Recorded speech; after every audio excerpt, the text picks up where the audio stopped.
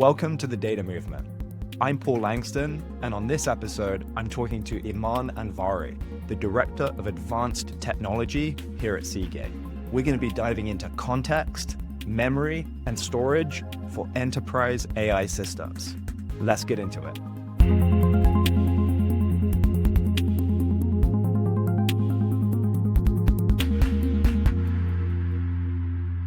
Iman, welcome to the Data Movement, sir.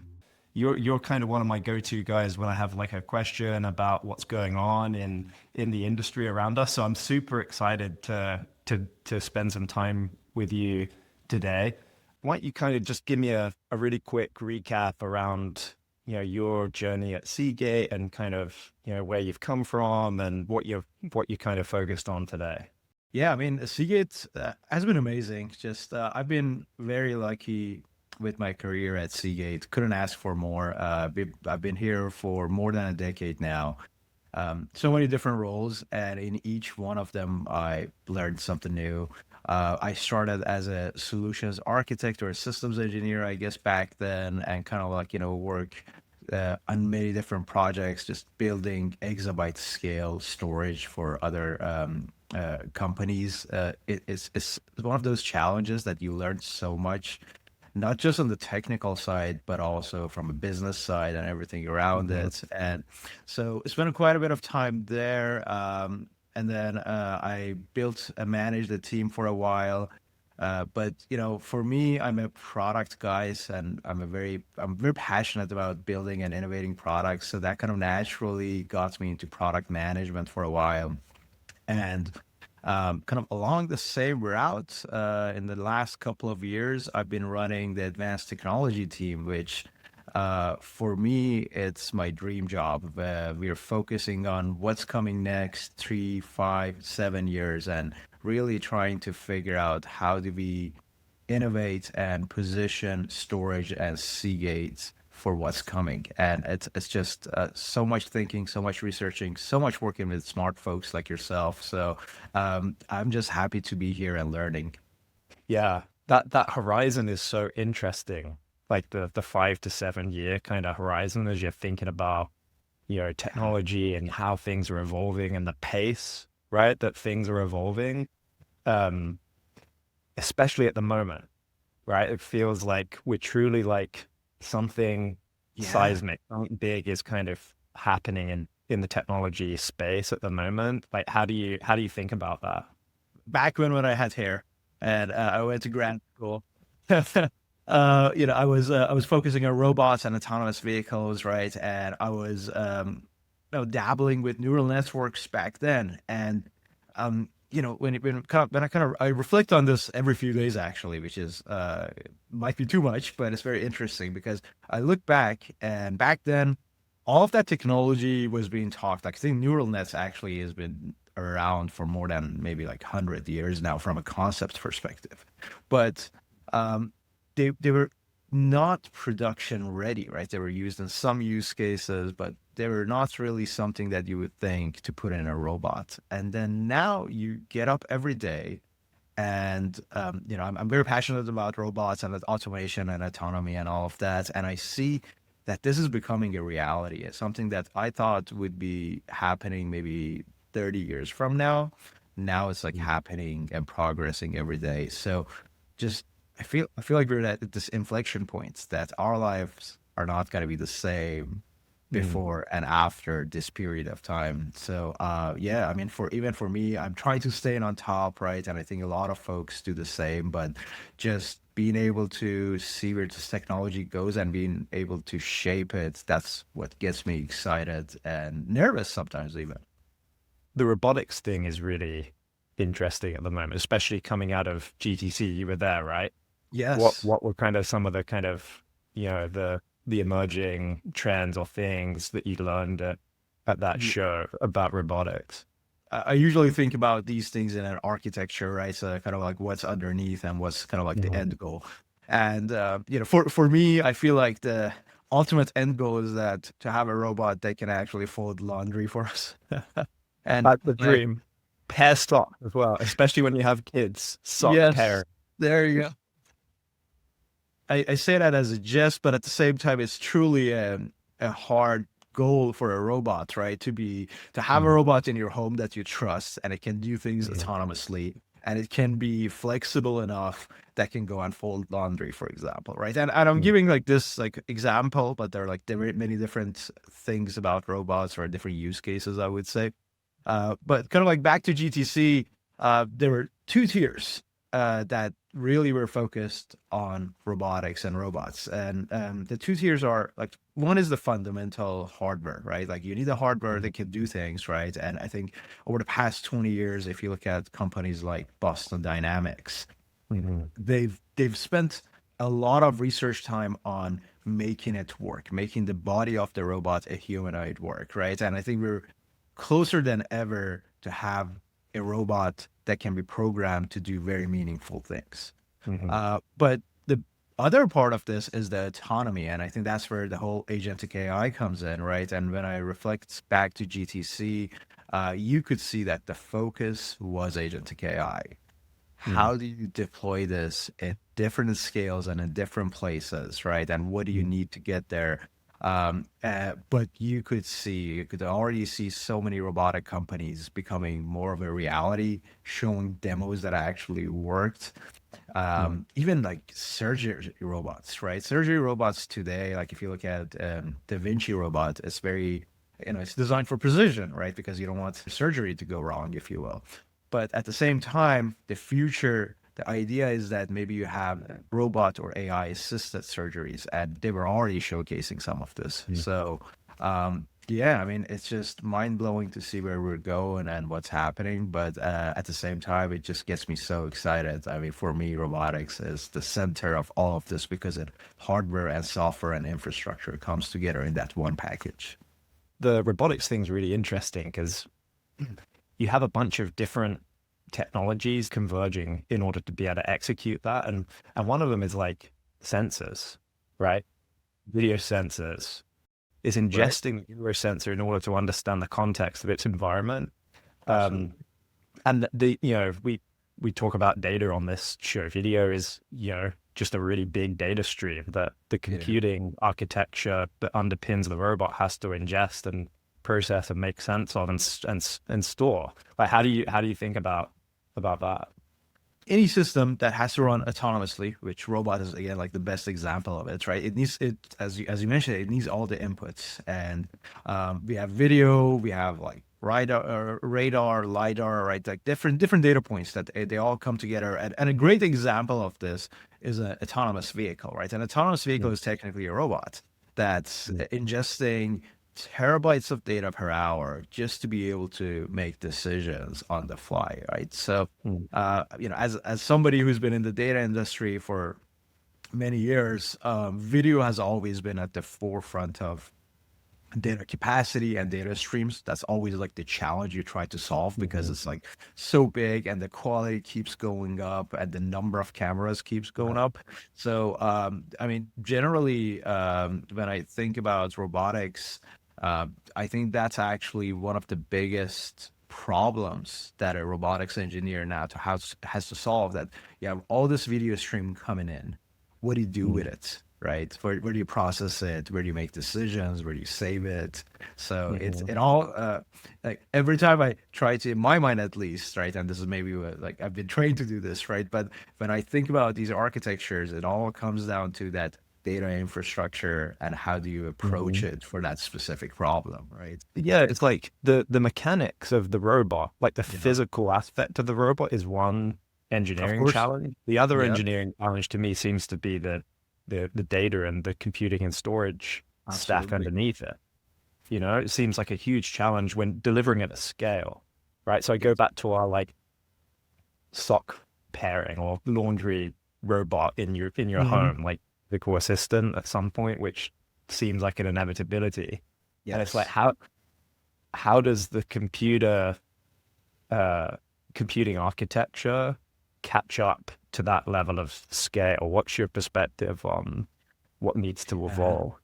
I've been thinking about how would robots work in an environment, and there's this new term being used called cobots, basically collaborative robots, right? And Mm. And it kind of makes sense, right? You have robots that maybe some of them are experts in certain things they do.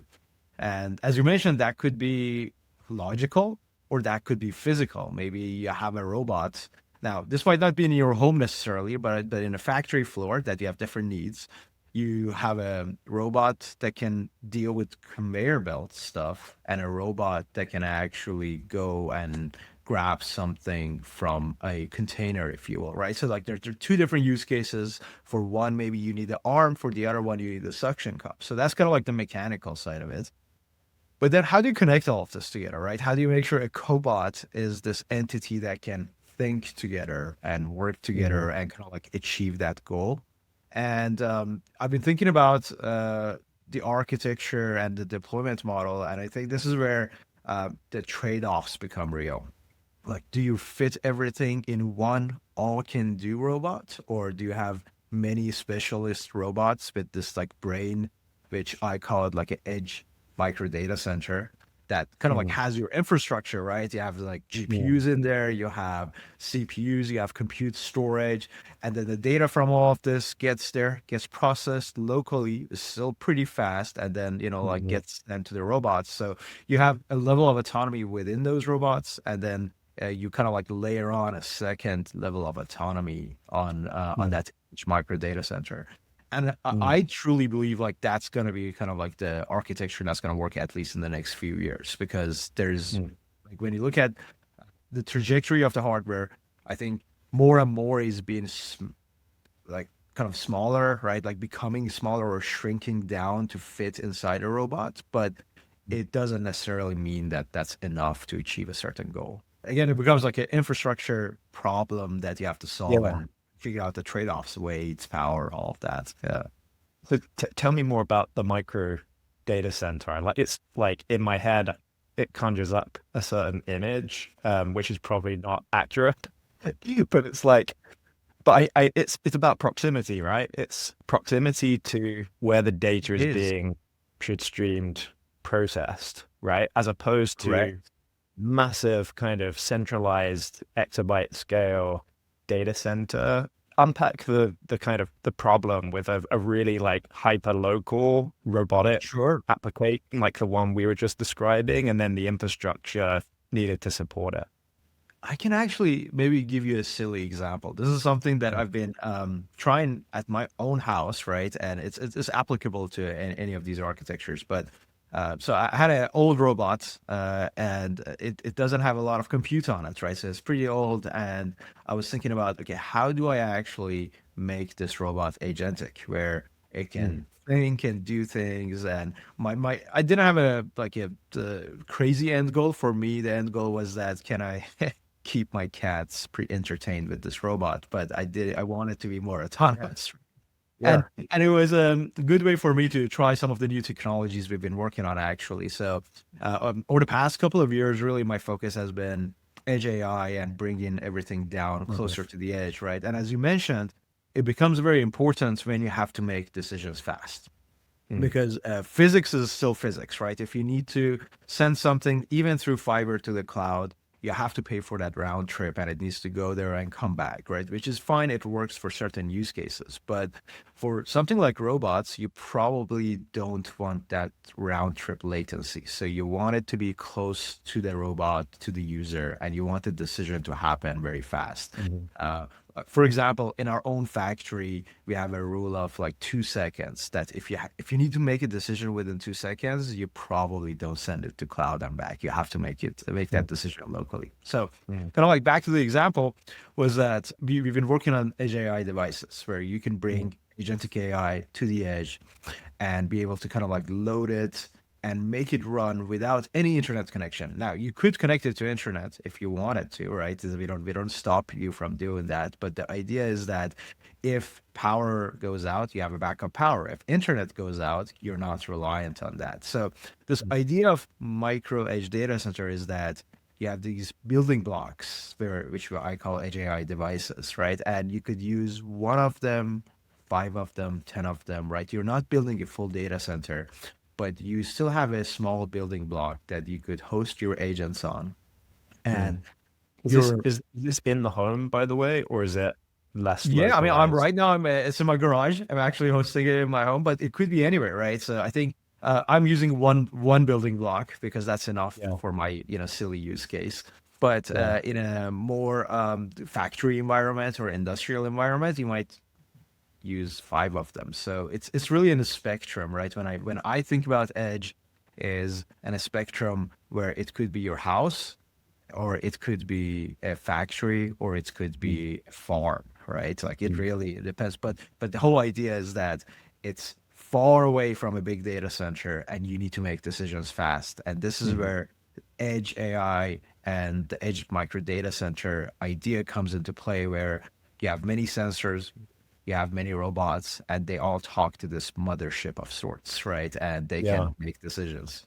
But it's interesting because like you look at the trend of computing architectures, and we talk about this a lot at Seagate, is the cloud kind of took a lot of computing tasks and centralized them, right? And then what you're talking about is decentralizing computing to Yes. the extreme. Yes, exactly. Yeah. I mean, I see this as a cycle that we go through, right? Like server and client. Like we always kind of like, if you look at the past 20 years, we go through this cycle that on-prem becomes powerful and you could do more with it. So you do because it's more deterministic.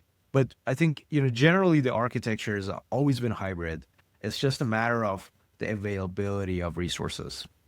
So I, Mm, I think as every time you see a hardware innovation happen, you kind of like have more to do on-prem and we take advantage of it. And there are times that that becomes not enough and you start pushing that workload to the cloud. In my mind, it's all going to be hybrid. It's going to be a hybrid mm, edge and cloud and hybrid storage, right? And we talk about this a lot, like how storage layers and tiers matter to the memory of those agents and the context of those agents. So mhm, there's no one size fits all. At least that's the way I mm. see it. I feel like all these use cases, they will have a sweet spot and then they will evolve in this next few years.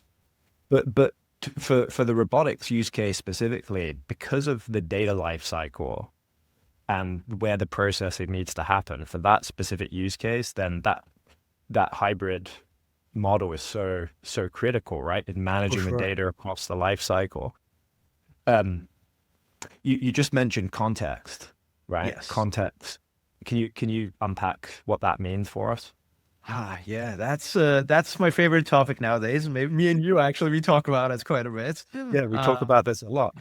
yes, very relevant. Even at GTC, you could see that context becoming a first tier discussion now. Like last year, it was something that you needed to think about, and of course, when it comes to large language models and agentic AI is very important. But now it's actually becoming the bottleneck for AI agents and autonomy to become real. So, context, if I want to simplify it, I mean, the best way is to use a human analogy, right? So, at the end of the day, agents are trying to mimic real humans from a um, kind of thinking and acting perspective. And they need to have a good memory because even Mm-hmm. if you have the best engineer in the world or the best partner in the world, if it doesn't have a good memory, it's not going to do a good job. So that Hmm. really comes down to that. The context and memory of agents is what enables them to go from just good to this amazing autonomy.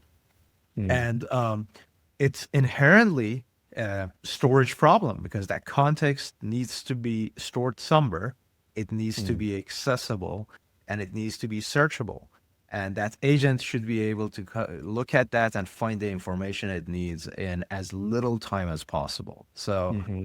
putting all of that together, it means that if you have the right context and the right amount of context, then your Mm. agent is going to do amazing things.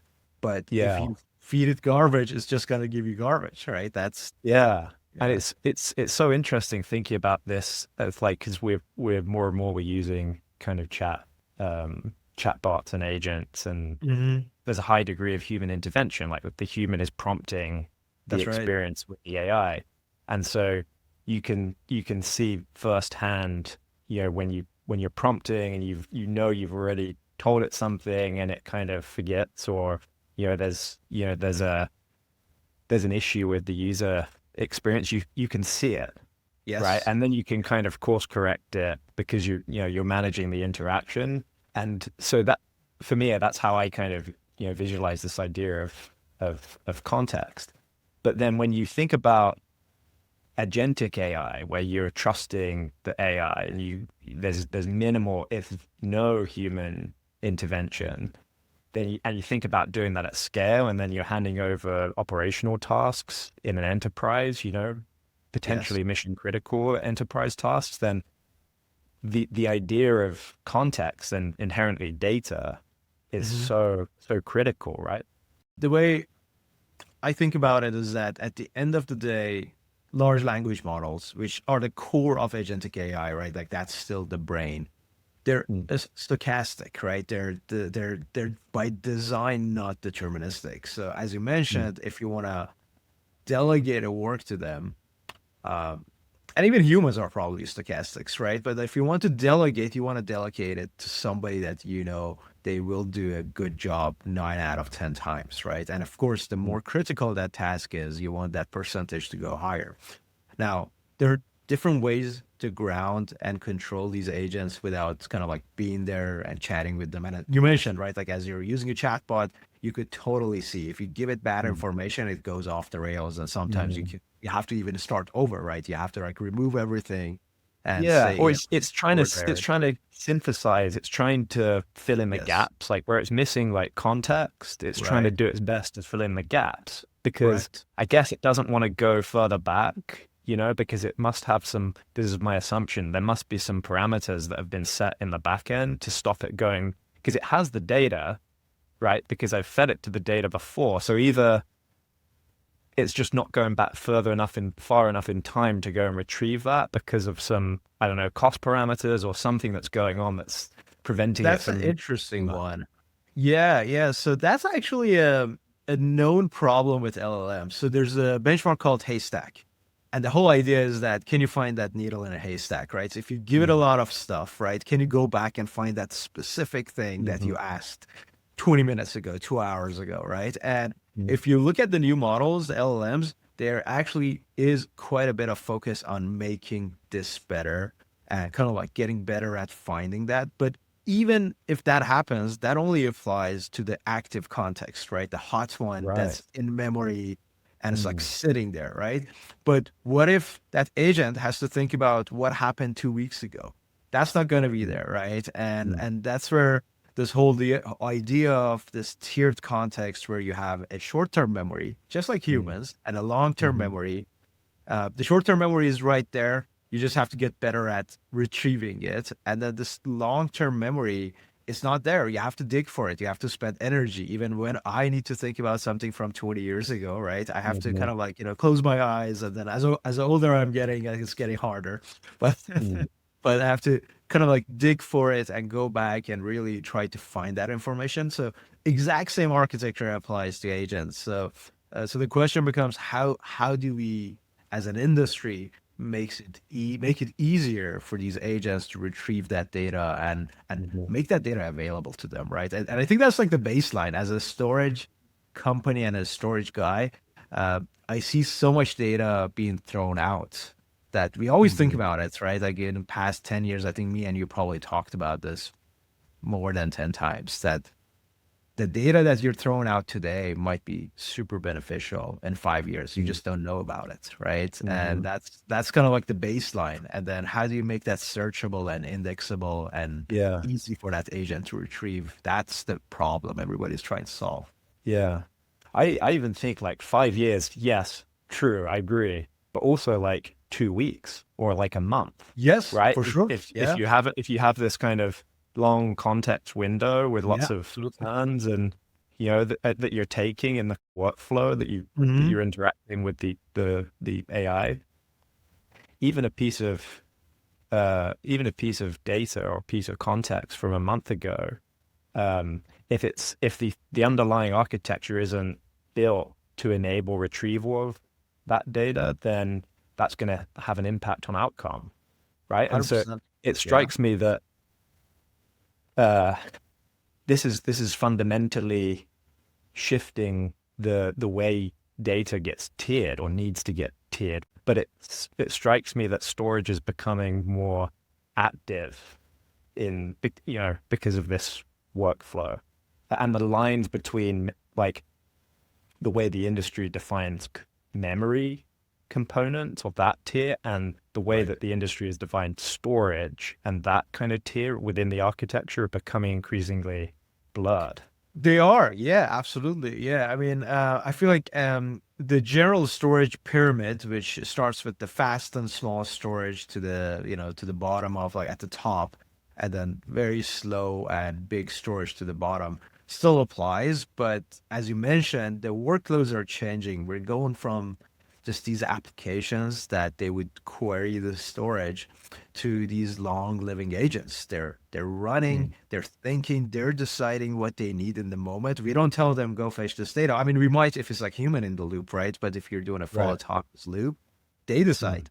They might even talk to each other, agent to agent, and decide what information they need, which is fascinating. And the other part of this is that nobody really 100% understands how LLMs still work because by design, they're like neural nets with an attention layer. So they're black boxes.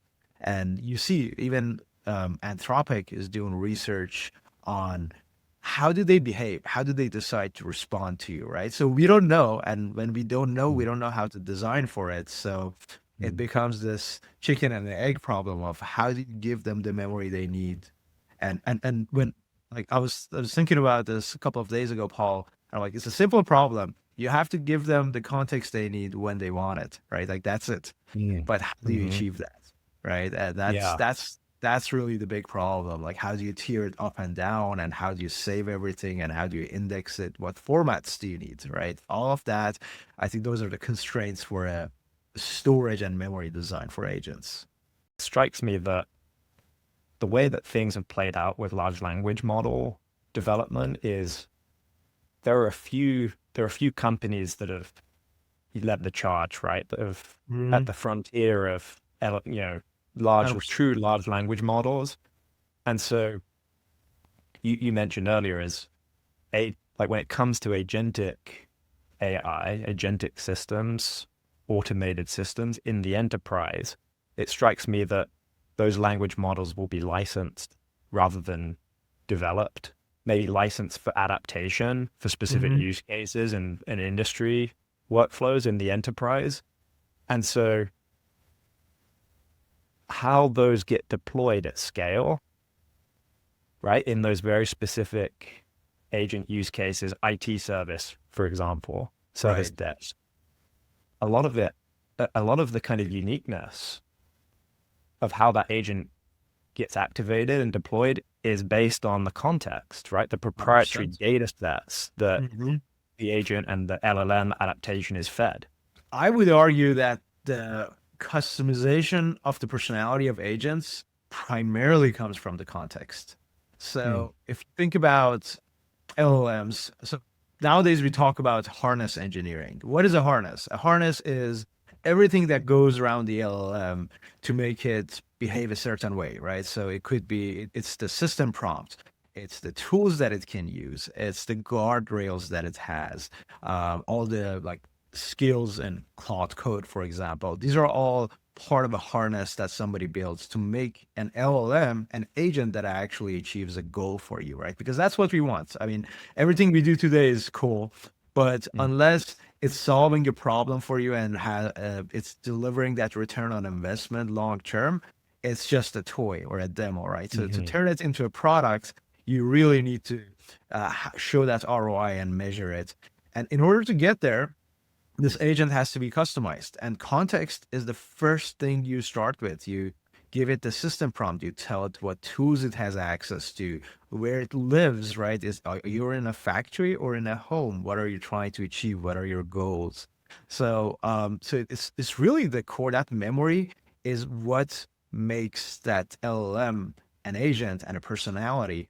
And in my mind, that becomes one of the most fundamental not, I mean, it is a problem, right? Like in a sense that you want it to make it as easy as possible for that agent to Mhm. access that context and make it as relevant as possible so that it actually does what you want. So solving that problem becomes like a core focus for a lot of folks, especially if you're not just building LLMs, right? So the big frontier models, they're going to keep building amazing AI and we're going to use them. But if we Mm. want to use it in a factory setting, how do we go from a generic model to a very vertical specific agent?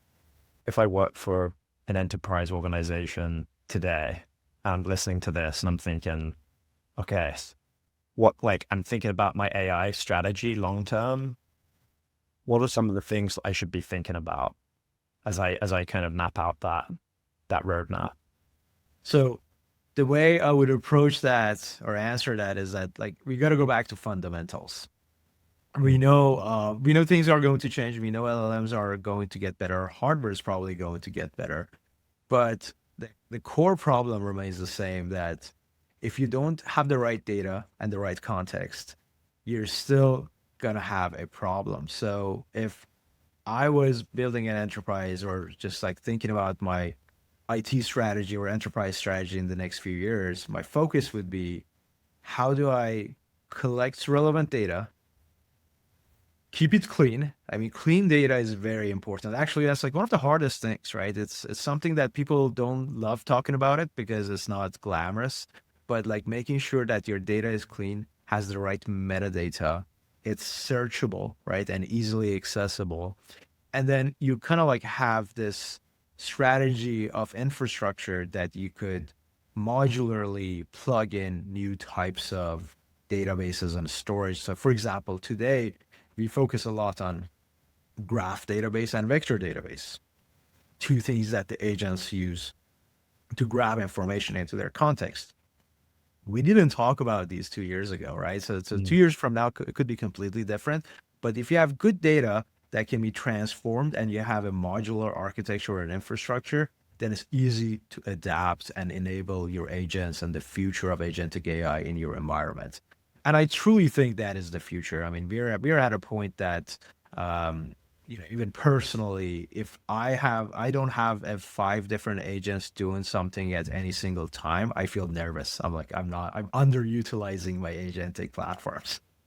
What are your agentic workflows that you have working for you today? Yeah, I have one agent, as I mentioned, that I kind of like attach to my robot. That's kind of like for the home stuff, and Yeah. it walks around and whenever it sees one of my cats, takes a picture and sends it to me. That's just completely goofy, but Yeah. it's a good way of like playing with robots. But for work, I have a research agent that tries to keep up with everything that's going on with Edge AI. So I continuously run it. It looks for new sources, things that are going to the industry, and it will create reports and update me every day and tell me if there's something that is very important I need to reach out.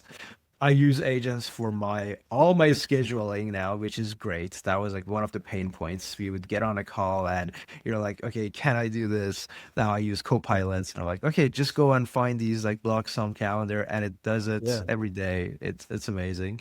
I could see in our own organization like how you go from um, just a chatbot to something that can actually do things for you. And for Hmm. me, that was interesting where with Copilot, initially you just had a chatbot and you're like, wow, this doesn't really do much.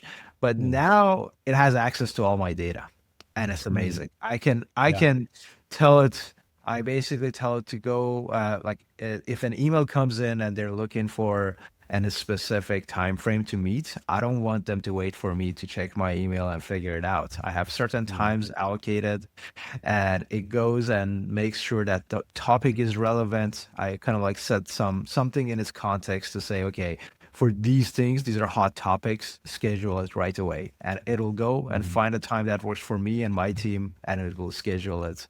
And it just lets me know. And it's amazing. I used to spend so much time on this, and I absolutely hated it. And I always felt like Mm. oh, I could have a personal admin do this, right? And now, well, my agent can't Yeah. do this. Yeah. Yeah. Yeah. But yeah, and then I think the most common one nowadays, actually, on LinkedIn, I put a post asking people what they use agents for today, right? That was like Hmm. before coming here, I Yeah. wanted to have that answer. I did your poll, by the way. I did the All right, poll. great, great. Yeah, we got a few answers, but what was interesting was that it was 50-50 split between research and coding. So you could see that where we are today. And I think that's Mm-hmm. where like the two areas that most people are using it for. But Yeah. I want to do the same poll maybe 6 months from now and see how that evolved. It's relatively new, so I'm still like refining Mhm. it and curating exactly what I want to see and filter out some of the stuff I don't. Because if there's Of too course. much, then it's just there's too much to pass through, you know? Right. Right. Too Yeah. verbose sometimes, right? Like Yeah, the, yeah, yeah. yeah. And you still have to steer them, right? I feel like that. But that's where, again, building context, a personal context for you, for example, as you kind of like look at these behaviors and say, okay, next time don't do this. And if Hmm. that works well, right, and it actually the LLM grounds itself into that context, then suddenly you have this amazing agent that does a Hmm. really good job for you. Yeah, very cool. Iman, it's been such a fun, interesting conversation. Do you have Same. what question didn't I ask you that you wish I'd asked you? I want to plug in, do a shameless plug Yeah, yeah. about the work we're doing. So we just showed our proof of concept for our Edge AI box. We call it Edge AI Pro, and we've been working on this for a couple of years. And I say we, I probably have done least amount of the work. The most of the work happens in our amazing research group. And we've been really focusing and watching where the agents are going. And we finally got the proof of concept out in public at GTC and showed it to people. And it's always Yeah, nerve wracking, right? When you're kind of like yeah, yeah. bringing a product like that out and you're talking about it, it's very, you're worried about bad feedback, but of course you want to have it, you want to understand it. Hmm. But I was so surprised because we had so many people coming in with interest and different use cases, right? Oh. Some robotics, some smart cities, some were just doing home automation that they wanted something similar. I'm not going to say Hmm. exactly that, but like they would probably buy and take that today if they could. So the interesting thing about it is that we actually have deployed it internally in our own factories. And we already have seen really good results, but now we want to go after a wider audience, a more agentic approach. And what's novel about it is that we're bringing everything together in a very small portable box, right? So you have the AI, you have the NVIDIA chip, but we married it with multi-tier storage. And this multi-tier storage in a small box is really hard to do. It's easy to do it if you're in a data center because you can Mm. scale and do different things and get very creative. But in a small scale, you only have a few knobs you can turn, right? And you're dealing with a lot of trade-offs, power, cooling, heating, all of that. So I think we finally hit a sweet spot where you could have hundreds of terabytes of storage and context memory plus thousands of teraflops of compute married together. And what that really means is that you could run fully autonomous agents. And actually, that's where I'm running my robot agents now, right? So fully autonomous This is agents. what you're describing is the micro data center, right? Yes, yes, absolutely, Yeah, absolutely. Yeah, it's like a tiny. I mean, yeah, it's even smaller than a PC, but it's technically a full data center that you could run an agent yeah, on, right? yeah. And it connects to cloud if you need it to, but you don't have to. It's just completely secure. So I'm super passionate and excited about it. So I had to do a shameless plug here. Yeah. Yeah. I love the cat feeding Yeah. application for it as well. Yes. Yeah. And this is like you can see some of this on your LinkedIn, right? Yes, yes. Actually, You yeah, shared some of I'll it. be probably posting some pictures of that. But yeah, it's amazing. I mean, I was able to revive a very old robot. This is an Anki Vector. It was a startup many years ago. Some smart folks started it, but it doesn't have a lot of local compute. But now I can offload this intelligence of the agent to the micro data center. So somehow my robot is alive now and it can think. And it's just Yeah. fascinating to see how easy it was to get here. All right, Aman, on the data movement on our show, we do a 5 question lightning round. So let's just get through these really fast. I'm really curious about your responses. So, question number one, what is the one AI tool or technology that you wouldn't or couldn't do your job without? Codex. Codex CLI. That's where I live and That's the breathe now. one. Yeah, Okay. that's the one. Okay. Question two, are we heading towards a world with fewer more powerful language models or lots of smaller, more specialized ones? Ooh, I think it's going to be a mix of both more powerful centralized one and a lot of more specialized ones. Question number 3. Is the edge becoming more important because of AI, or is AI becoming more important because of the edge? I think the edge is becoming more important because of AI, because now you can actually do autonomous things at the edge, which you weren't able to do even 2 years ago. Question number 4. What is the biggest unlock for AI? Better models or richer context? Ooh, controversial. I'll go with richer context. Nice. Yeah. Yeah, I'll get some heat on this, but Yeah. Yeah. The answer is obviously both, right? yes. I like how you went there. Yes. Okay. And then question 5, final question. Complete this sentence. The future of data is Mind blowing. amazing. Iman, thank you so much. I learned a ton, as I always do, from talking to you. But what I love the reason I love talking to you is like you have all of these ideas and understanding of what's going on, but then you're also embodying it and doing it in real life, like feeding your cats with an AI agent. It's very, very cool and inspiring and interesting. And I appreciate your time this morning. Thanks, Paul. Thank you so much for having me. Always good to talk to you. And yeah, you know me. I have to get hands on to learn. So for me, it's always. But that's the beauty of AI. I think nowadays that it's easier than ever for everybody to get hands on. Right? Even robots is something that anybody can get into now. It's not just for engineers anymore, and that's just fascinating to see. Awesome. Thank you, sir. Appreciate you. Thank you, Paul. That's it for this episode of The Data Movement, a podcast from Seagate. Thanks to Iman for joining us, and thank you for listening. Subscribe for more conversations about how data is moving the world forward.